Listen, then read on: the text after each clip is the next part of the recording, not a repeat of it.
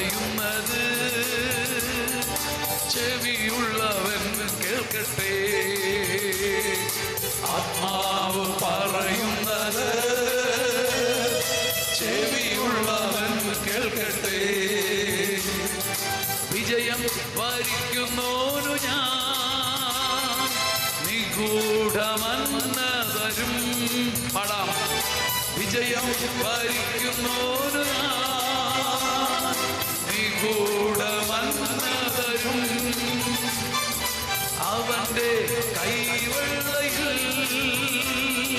വെള്ളക്കല്ലു ഞാൻ പകരും. ശക്തമായിട്ട് പഠിക്കൂ. അവന്റെ കൈവെള്ളയിൽ വെള്ളക്കല്ലു ഞാൻ പകരും. അതിൽ കൊത്തിയ പുതിയ നാമം അവനൊഴികെ ആരും അറിയുകയില്ല. അതിൽ കൊത്തിയ പുതിയ നാമം അവനൊഴികെ ആരും അറിയുകയില്ല. അതുകൊണ്ട് നമ്മൾ ഒന്നുകൂടി വചനം പാടുക. വെളിപാട് 2:17 കൊടുത്തിട്ട് നമ്മുടെ അപ്പനെ ആരാധിക്കുകയാണ്. അവൻ തന്നു നിഗൂഢമന്ന. നമ്മൾ വിജയം വരിച്ചവനെ പോലെ ആരാധിക്കുക. എല്ലാം വലിയ കുഴിയുടെ നടുവിൽ ഹബക്കൂക്ക് പറഞ്ഞു അതല്ലേ, അത്തിമരം പൂത്തിട്ടുണ്ടെങ്കിലും ഇല്ലെങ്കിലും ഞാൻ പോയി നോക്കിയിട്ട് നേർച്ചയായി തരുന്ന അല്ലെന്ന്. ഞാൻ ആട്ടിൻകൂട്ടത്തിൽ പോയി നോക്കിയപ്പം ദൈവമേ വസന്ത പിടിവിട്ട 4 ആടുണ്ടായിരുന്നു. എല്ലാം നല്ല ഒന്നാന്തരമായിട്ട് ചാടി എന്നിട്ട് തുള്ളി ചാടുന്നു. ദൈവമേ നിനക്കിരിക്കട്ടെ എന്ന് പറഞ്ഞ്. അങ്ങനെ എൻ്റെ സന്തോഷ സൂചകമല്ല. എനിക്ക് ആരാധിക്കാൻ ഒന്നുമില്ലെങ്കിലും ഞാൻ ജയാളിയെപ്പോലെ ആരാധിക്കും. അതുകൊണ്ടാണ് കർത്താവ് സുവിശേഷങ്ങളിൽ പറഞ്ഞത്, ആ അത്തിമരത്തിൽ അവൻ വന്ന് നോക്കി അതിലൊരു അത്തിപ്പഴവും കണ്ടില്ല, അവൻ അതിനെ ശപിച്ച് കഷ്ടമുണ്ട്. ഈ കർത്താവിൻ്റെ ചിലപ്പോഴത്തെ രീതി മുടുക്കനായ സുവിശേഷകൻ എഴുതി വെച്ചു, അത് അത്തിപ്പഴങ്ങളുടെ കാലമൊട്ടായിരുന്നുമില്ല.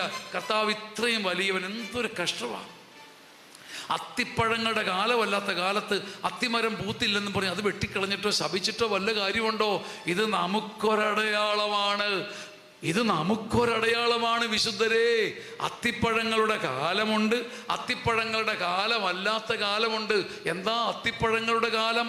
എല്ലാം തൊട്ടതെല്ലാം പൊന്നായി, വലിയ വിജയം കിട്ടി, ഭയങ്കര സന്തോഷമായി, മകളെ നല്ലൊരു മനുഷ്യൻ കല്യാണം കഴിച്ചു.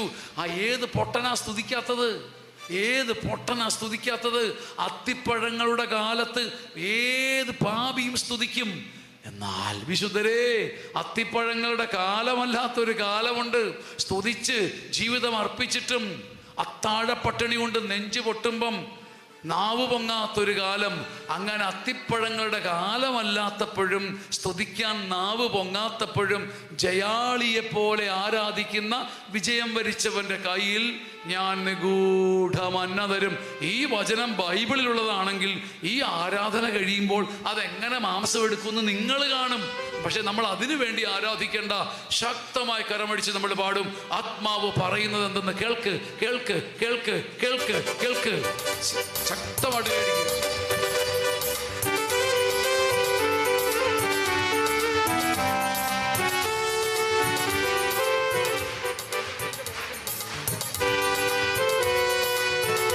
ശക്തമായിട്ട് തലയ്ക്ക് മുകളിൽ കരങ്ങളടിച്ച് ആരാധിക്കാവോ?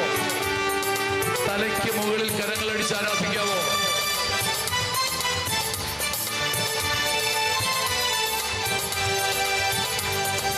ആത്മാവ് പറയുന്നതെന്തെന്ന് ചെവിയുള്ളവൻ കേൾക്കട്ടെ.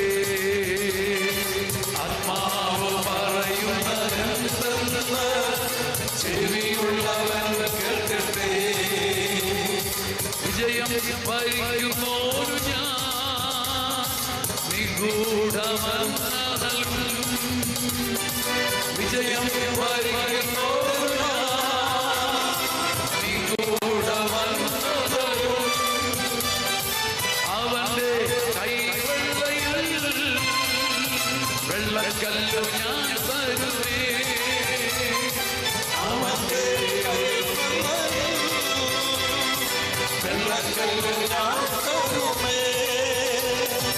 അതിൽ കൊത്തിയ പുതിയ നാമം അവനൊഴികെ ആരും അറിയില്ല.